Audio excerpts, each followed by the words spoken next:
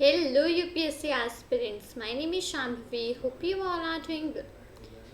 So हम लोग यहाँ पे चैप्टर नंबर 1 को स्टडी आउट कर रहे थे फ्रॉम क्लास 7th हिस्ट्री और जिस बुक को रेफर कर रहे हैं that is your NCERT. Chapter का नेम है ट्रेसिंग चेंजेस थ्रू 1000 years. तो इस पर्टिकुलर चैप्टर को हम लोगों ने यहाँ तक फिनिश कर लिया था. मेरा यहाँ से स्टार्ट करेंगे हिस्टोरियंस एंड देयर सोर्सेज. इस रिस्पेक्टिव चैप्टर से हम लोग करेंगे स्टार्ट. ठीक है, सॉरी टॉपिक से. Great. Historians use different types of sources to learn about the past depending upon the period of their study and the nature of their investigation. अब historians जो हैं वो अलग अलग तरीके के sources को यूज़ करते हैं चीज़ें लर्न करने के लिए. पास्ट में क्या हुआ था उन सारी चीज़ों को समझने के लिए वो अलग अलग सोर्सेज को यूज़ करते हैं. ठीक है, जो भी एक पीरियड होता है जिसमें वो स्टडी करते हैं उस पीरियड पे डिपेंडिंग होते हुए और इन्वेस्टिगेशन का नेचर क्या होता है, इन सारी चीज़ों को समझते हो ये सारी चीज़ें यहाँ पे पुट आउट करते हैं जो हिस्टोरियंस होते हैं. ठीक है, जैसे कि पिछले साल for example you read about rulers of the Gupta dynasty and Harshvardhan. अब जैसे कि हम लोगों ने क्लास 6 में पढ़ा था गुप्ता डायनेस्टी और हर्षवर्धन, इन सब लोगों के बारे में पढ़ा था, रूलर्स वगैरह के बारे में हम लोगों ने स्टडी आउट किया था. So, in this book, we will be read about the following 1000 years from roughly 700 to 1750. So, इस पर्टिकुलर बुक में रफली हम लोग 700 से 1750 तक पूरा स्टडी आउट करेंगे. ठीक है, so you will notice some continuity in the sources used by the historians for the source study of this period. अब यहाँ पे आप एक continuity नोटिस करोगे जो भी सोर्सेस वगैरह हिस्टोरियंस यूज़ कर रहे हैं इस पीरियड को स्टडी करने के लिए उसमें आप एक कॉन्टिन्यूटी नोटिस करोगे. Right, so they still rely on the coins, inscriptions, architecture and textual records for information. तो वो लोग अभी भी कॉइन्स, इंस्क्रिप्शंस, आर्किटेक्चर और टेक्सचुअल रिकॉर्ड्स इन्फॉर्मेशन वगैरह के लिए उस पर अभी भी डिपेंड करते हैं. ठीक है, but there is also considerable discontinuity. But अभी भी उसमें कंसिडरेबल कंसिडर करने वाली डिसकॉन्टिन्यूटी है. So the number and variety of textual records increase dramatically during this period. तो जो नंबर और जो टेक्सचुअल रिकॉर्ड्स हैं उन सबकी वेराइटी इस पर्टिकुलर टाइम पीरियड में काफ़ी ज़्यादा इंक्रीज हो गई है. ठीक है, they slowly displaced other types of available information. धीमे धीमे उन्होंने जितने भी और अलग तरीके की इन्फॉर्मेशन थी उन सारी चीज़ों को डिस्प्लेस कर दिया है. Through this period, paper gradually became cheaper and more widely available. अब इस पीरियड के टाइम पे जो पेपर है वो काफ़ी ज़्यादा ईजिली अवेलेबल हो गया है और उसके प्राइस वगैरह भी काफ़ी ज़्यादा चीप हो गए हैं. Right, so people used it to write holy text, chronicles और rulers, letters and teachings of saints, petitions and judicial records and for registers of accounts and taxes. तो जो पीपल थे वो उसको यूज़ करा करते थे होली टेक्स्ट वगैरह को लिखने के लिए. ठीक है, जो क्रॉनिकल्स जो रूलर्स होते थे उसके लिए, जो लेटर्स होती थी, जो टीचिंग्स होती थी सेंट्स वगैरह की उसके लिए यूज़ करते थे, जुडिशल रिकॉर्ड्स के लिए यूज़ करते थे, टैक्स और अकाउंट वगैरह के रजिस्टर्स को मेंटेन करने के लिए यूज़ करा करते थे लोग पेपर को. So manuscripts were collected and wealthy people, rulers, monasteries and temples.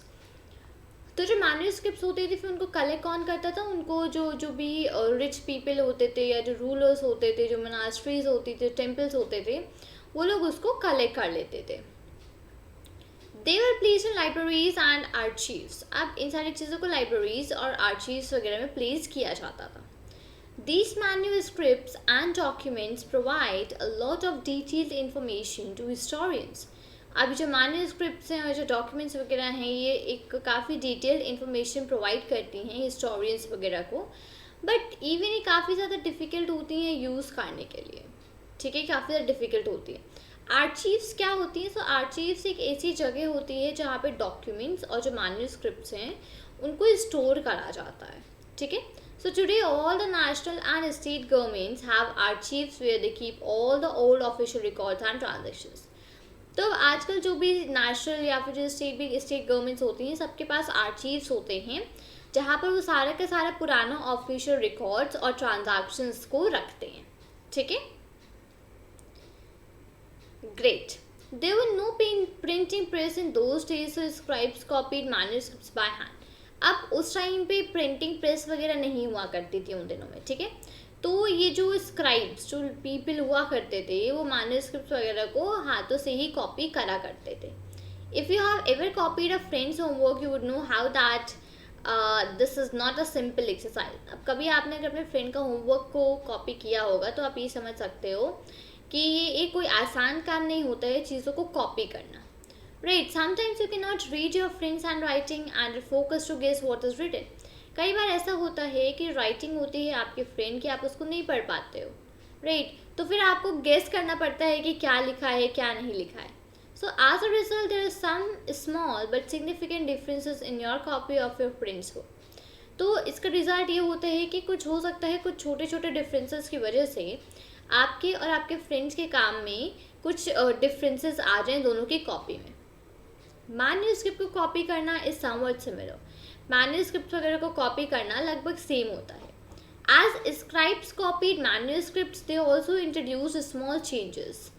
अब जैसे कि जो स्क्राइब्स होते हैं वो मैन्युस्क्रिप्ट्स को कॉपी करते हैं, उसी में कुछ छोटे छोटे चेंजेस भी कर देते थे। A word here and a sentence there, कोई वर्ड आगे पीछे कर देते, कोई सेंटेंस ऊपर नीचे कर देते थे, तो ऐसे वो कुछ चेंजेस भी कर देते थे।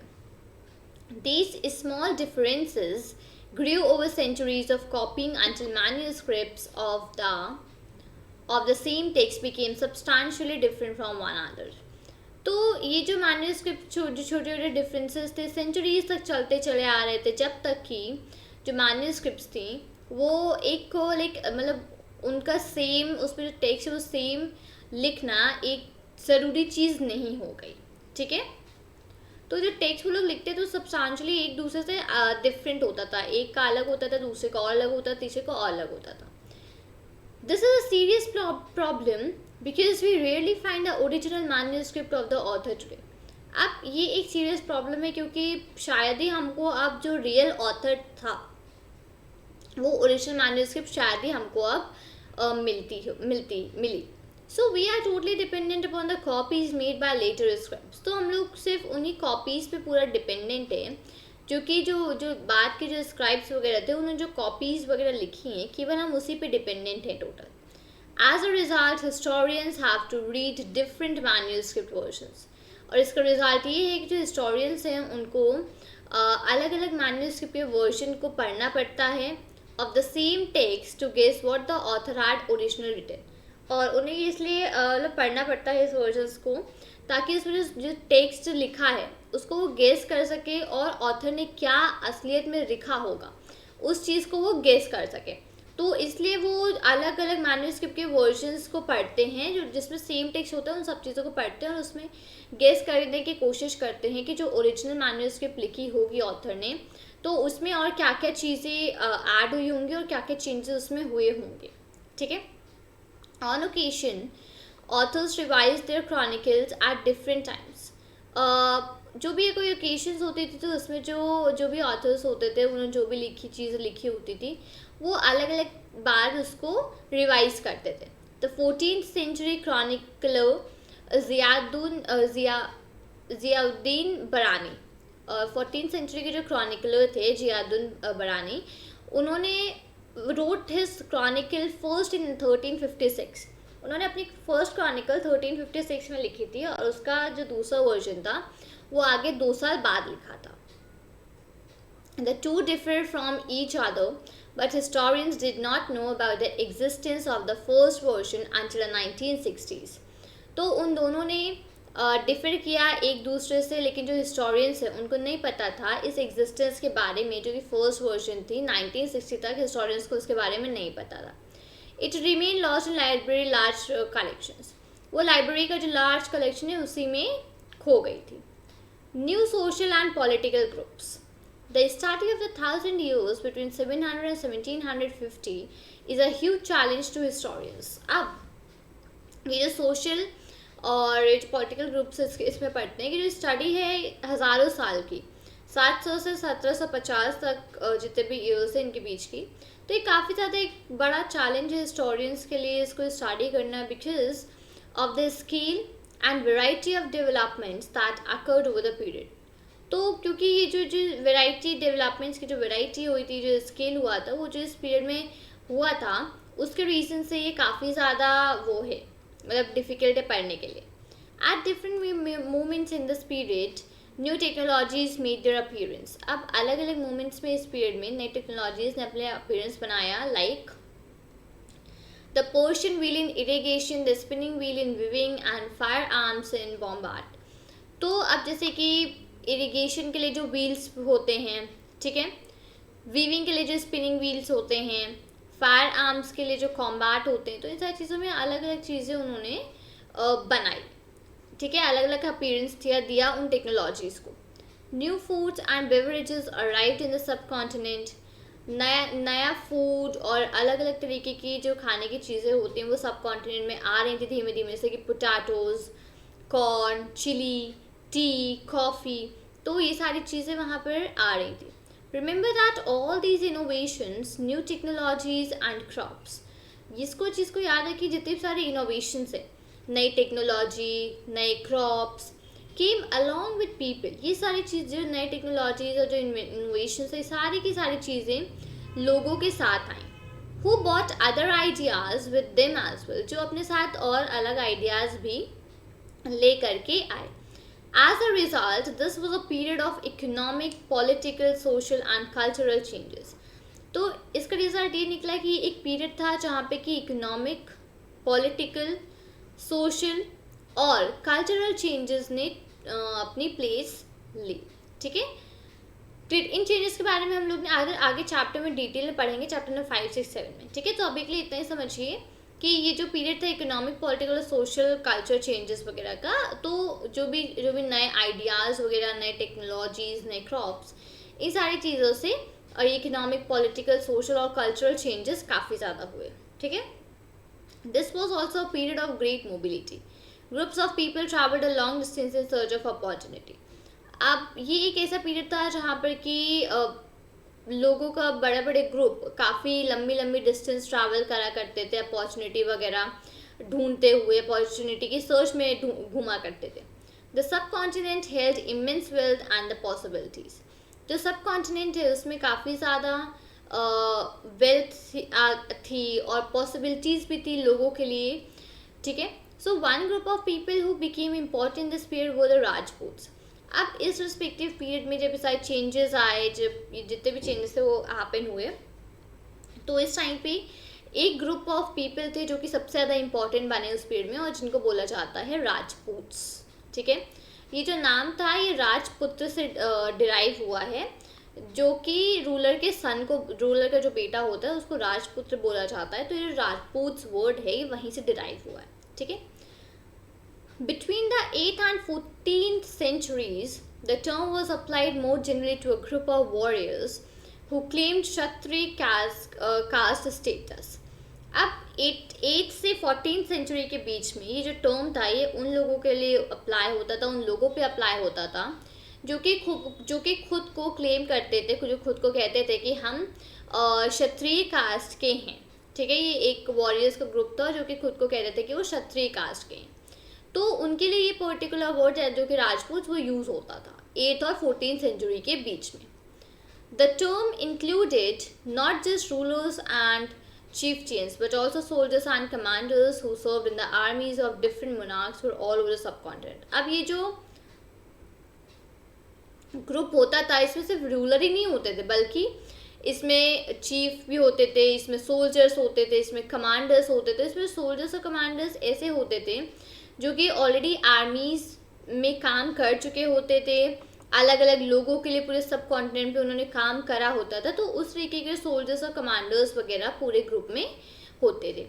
अ chivalric code of conduct, extreme valor and a great sense of loyalty were the qualities attributed to Rajputs by their poets and bards. अब जो उनके पोएट्स वगैरह थे, पोएम्स वगैरह में उन्होंने जब राजपूत वगैरह की क्वालिटीज़ के बारे में बात करी, तो लॉयल्टी और वेलोर, तो ये सारी चीज़ें जो थी, जैसे लॉयल्टी, ये सारी चीज़ें उन्होंने राजपूत की क्वालिटी में ऐड ऑन किया. तो उसी के हिसाब से जो पोएट्स वगैरह थे वो उसी हिसाब से पोएम्स वगैरह को कंपोज करते थे. Other groups of people such as the Maratha, Sikhs, Jats Ahoms or Kayasthas, a caste of scribes and secretaries, also used the opportunities through the age to become politically important. तो इसी तरीके से, और अब यहाँ पे तो एक ग्रुप जैसे क्षत्रिय ग्रुप की बात हो गई. अब जो और ग्रुप ऑफ पीपल थे, लाइक जैसे कि जो मराठास थे, जो सिख्स थे, राइट, अहोम्स थे, कायस्थास थे, तो ये सारे लोग भी अलग अलग तरीके ढूंढने लगे, अलग अलग अपॉर्चुनिटीज़ यूज़ करने लगे उस टाइम की, कि वो लोग भी जो हैं वो लोग भी पॉलिटिकली काफ़ी इम्पोर्टेंट हो जाएं, तो उसके लिए वो अलग अलग तरीके की मेजर्स वगैरह को यूज़ करने लगे. Throughout this period, there was a gradual clearing of forests and extension of agriculture, a change faster and more complete in some areas than in others. अब इस पीरियड में, इस रिस्पेक्टिव 8 से 14 सेंचुरी के बीच में, जो भी काफ़ी जो फॉरेस्ट थे, फॉरेस्ट काफ़ी क्लियर हो रहे थे, और जो एग्रीकल्चर वगैरह था वो बढ़ रहा था. ठीक है, तो वहाँ पे जो जो चेंज था काफ़ी ज़्यादा तेज़ हो रहा था. ठीक है, कुछ एरियाज में तो पूरा एग्रीकल्चर वगैरह हट गया था. So changes in their habitat force many forest dwellers to migrate.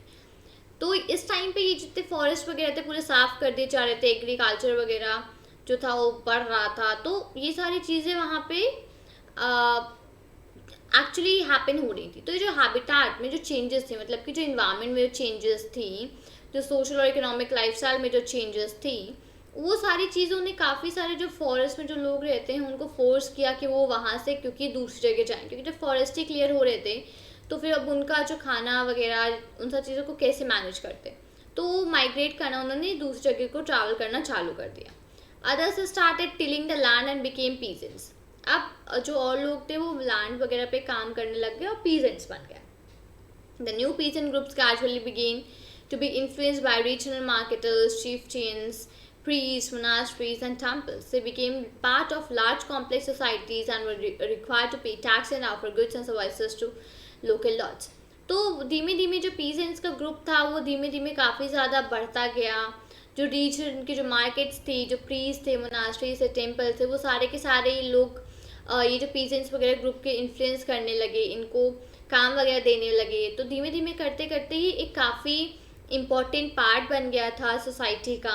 ठीक है, जो कि ये लोग टैक्सेस वगैरह पे करते थे, सर्विसेज वगैरह ऑफर करते थे. तो ये सारी चीज़ें धीमे धीमे जो पीजेंट्स थे वो करने लग गए. As a result significant economic and social differences emerged amongst peasants. अब इसका ये फाइनल रिजल्ट हुआ कि इकोनॉमिक और सोशल डिफरेंसेस धीमे धीमे इन पीजेंट्स के बीच में आने लग गए. इकोनॉमिकली और सोशली डिफरेंसेस इनके बीच में आने लग गए. सम possessed more productive land, others also kept cattle, and some combined artisanal work with agriculture activity during the lean season. तो अलग अलग चीज़ें होने लग गई, जैसे कि कुछ लोगों ने काफ़ी प्रोडक्टिव लैंड कुछ लोग के पास था, कुछ कैटल वगैरह को रखने लग गए, कुछ एग्रीकल्चर के साथ कुछ आर्टिस्ट वगैरह का आर्टिसनल वर्क, मतलब ये पॉट्स वगैरह बनाने का काम भी करने लग गए. तो ये सारी चीज़ें भी धीमे धीमे होने लग गई. As society became more differentiated, people were grouped into jatis or subcaste and ranked on the basis of their backgrounds and their occupations. अब जैसे कि जो सोसाइटी थी धीमे धीमे डिफरेंट बनती डिफरेंट होती जा रही थी, तो लोगों को अलग अलग ग्रुप में असेंबल करने लग गए या फिर सब कास्ट बनाने लग गए, और उनके बैकग्राउंड के बेसिस पे उन सब कास्ट के लोगों को रैंक करने लग गए, और उनके ऑक्यूपेशन, क्या काम करते हैं, उनका क्या बैकग्राउंड है, उसके बेसिस में उनको रैंक करने लग गए. So ranks were not fixed permanently and varied according to the power, influence and resources controlled by member of the jati. तो अभी जो रैंक्स थी ये फिक्स नहीं थी हमेशा के लिए. ये जिस तरीके से पावर बढ़ता था या जिस तरीके से इन्फ्लुएंस, जैसे रिसोर्सेज वगैरह कंट्रोल होते थे, उसी चीज़ के अकॉर्डिंग ये बढ़ते जाते थे, ये सारी चीज़ें वैरी करती जाती थी. The status of the same jati could vary from area to area. तो ये जो जितने भी जो सब कास्ट वगैरह थे उन सबका जितना भी स्टेटस वगैरह था वो हर एरिया टू एरिया डिफरेंट होता था, हर एरिया टू एरिया वैरी करता था, डिफरेंट होता था. ठीक है, Jatis framed their own rules and regulations to manage the conduct of their members. अब ये जो people थे इन्होंने अपने खुद के rules, खुद के regulations बना लिए, राइट, अपने members को मैनेज करने लग गए. ठीक है, So these regulations were enforced by an assembly of elders described in some areas as the Jati Panchayat. तो अभी जो रेगुलेशंस रूल्स वगैरह थे वो कौन बनाता था, कौन इनको इन्फोर्स करता था, कौन इनको अप्लाई करता था?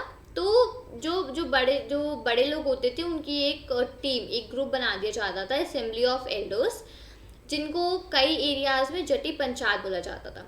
तो वही लोग थे जो कि इन रेगुलेशंस वगैरह को इन्फोर्स करते थे, इन रूल्स वगैरह को इन्फोर्स करते थे। But jatis were also required to follow rules of their village. तो लेकिन जो जटीस थे उनको भी अपने जो विलेज थे उसके रूल्स वगैरह को फॉलो करना पड़ता था। Several villages were governed by a chieftain. Together they were one only a small unit of a state. बहुत सारे जो अलग विलेजेस थे वो chieftains वगैरह गवर्न करते थे। सो इकट्ठा वो सबके सब एक छोटा सा स्टेट का एक छोटा सा यूनिट थे। ठीक है, ग्रेट। तो यहाँ पर हम लोगों ने इस पर्टिकुलर वीडियो में हम लोगों ने समझा फर्स्ट ऑफ ऑल हिस्टोरियंस और उनके सोर्सेज वगैरह के बारे में, कि कहाँ से वो लोग सोर्सेज वगैरह फाइंड आउट करते हैं कुछ हिस्टोरिकल चीज़ों के लिए। और नेक्स्ट हम लोगों ने समझा कुछ सोशल और नए जो सोशल और पॉलिटिकल ग्रुप्स हैं उनके बारे में हम लोगों ने समझा इस पर्टिकुलर वीडियो में। ठीक है, तो उम्मीद करती हूँ कि जितनी भी चीज़ें मैंने यहाँ पर डिस्कस करी आपको सारी चीज़ समझ में आई होंगी, जो भी इंपॉर्टेंट था वो आपने नोट डाउन करा होगा। तो उम्मीद करती हूँ कि आपको वीडियो अच्छा लगा होगा। वीडियो अच्छा लगा हो तो वीडियो को लाइक करें, अपने फ्रेंड्स के साथ शेयर करें और चैनल को सब्सक्राइब करना मत भूलिएगा। मिलती हूँ आपसे नए वीडियो के साथ। चलें, thank you and take care. जय हिंद।